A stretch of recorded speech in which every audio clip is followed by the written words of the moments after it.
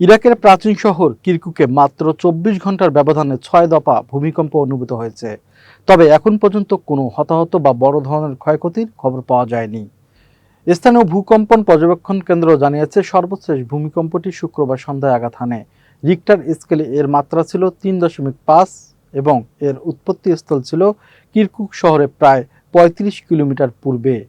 এর আগে বৃহস্পতিবার রাত থেকে শুক্রবার সন্ধ্যা পর্যন্ত আরও ৫টি ভূমিকম্পন রেকর্ড করা হয়। এর মধ্যে সবচেয়ে শক্তিশালী কম্পনের মাত্রা ছিল ৩.৭ থেকে ৪.০-এর মধ্যে।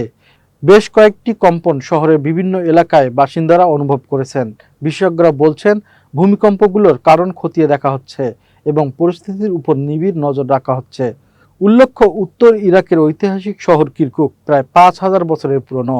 জাগ্রস পর্বতমালার পাদদেশে অবস্থিত এই শহরটি ইরাকের অন্যতম গুরুত্বপূর্ণ তেল ও গ্যাস উৎপাদন কেন্দ্র হিসেবেও পরিচিত।